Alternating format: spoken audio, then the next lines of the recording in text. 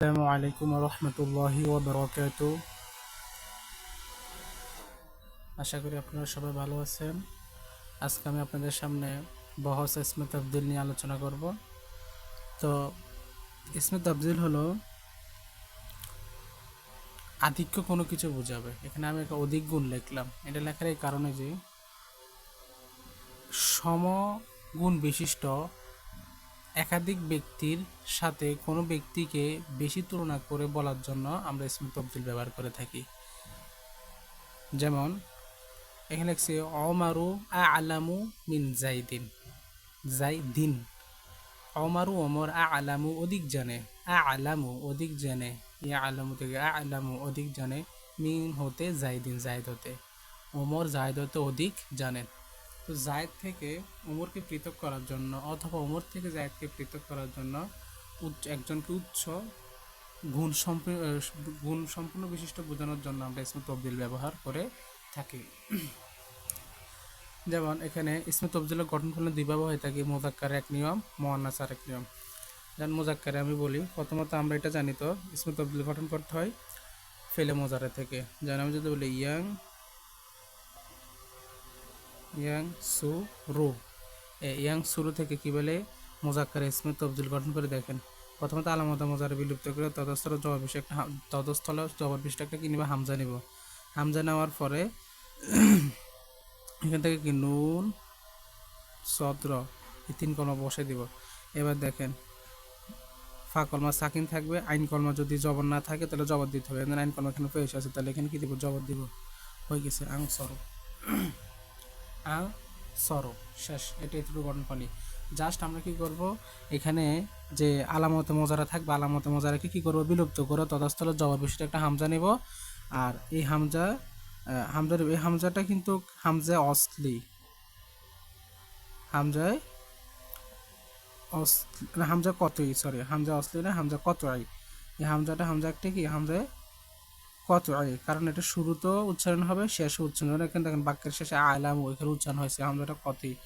তো দেখেন আং হামজা বেশি জবর বেশি হামজা নেব, ফা কলমা সাকিন থাকবে আগের মতো, কিন্তু আইন কলমা যদি জবর না থাকে তাহলে জবর দিতে হবে।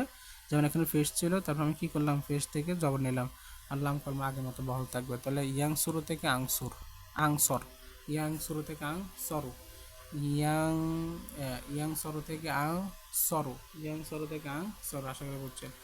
মুআন্নাসে একটু হালকা ব্যতিক্রম, সেটা হলো যেমন আমি ইয়াং শুরু থেকে মুআন্নাসে কীভাবে করে দেখেন, ইয়াং শুরু।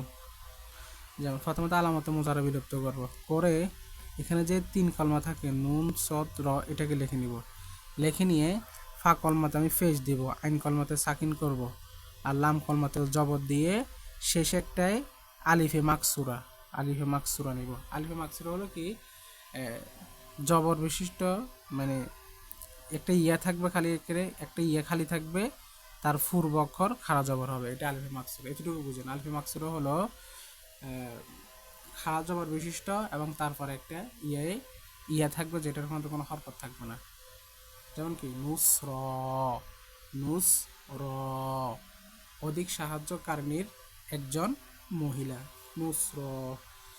আশা করি বুঝছেন। আচ্ছা, তারপরে ইসমে তাবজিলের ছয়টি সিগা কী কী আমরা একটু দেখি।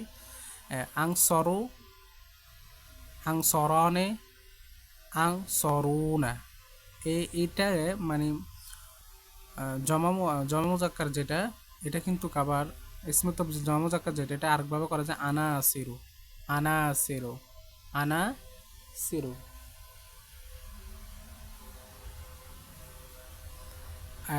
আনা সিরু। আচ্ছা, তারপর দেখেন মুআন্নাসের মধ্যে থাকবে নুসর, তো নুসর, নুসরয়ানে, নুসারুন অথবা নুসরয়াতুন, দুইভাবে বলা যাবে। এটা এখানে জমা দুইভাবে, এখানে জমা দুইভাবে। এটা হচ্ছে আং সরুনা, এটা আনাসিরুন, এটা হচ্ছে নুসারুন, এটা নুসরয়াতুন। আশা করে বলছেন। তো অর্থটা খেয়াল করেন, আং সরু অধিক সাহায্যকারিণীর একজন পুরুষ, অধিক সাহায্যকারিণীর দুজন পুরুষ, অধিক সাহায্যকারিণীর সকল পুরুষ, অধিক সাহায্যকারীর একজন মহিলা, দুজন মহিলা, সকল মহিলা। আশা করি বুঝছেন, কঠিন কিছু না। তো এটা ইসমে তবদিল, আর বেশি কিছু না এখানে। তো সবাই ভালো থাকবেন, সুস্থ থাকবেন। আগামী ভিডিওতে ইনশাআল্লাহ তাআলা আমরা বাব নিয়ে আলোচনা করব। তো বাব সংশ্লিষ্ট যে কথাগুলো কিছু পরিভাষা আছে আমরা ওই পরিভাষাগুলো শিখে নিব, যেগুলো না শিখলেই নয়। বাবের কিছু হালকা পাতলা ধারণা নিব, তারপর আমরা 43 বাব আমি 43টি ভিডিওতে আপনাদেরকে তুলে ধরব, কারণ এখানে বাব দিয়ে অনেক কথা আছে, অনেক এটা বিস্তারিত আলোচনা।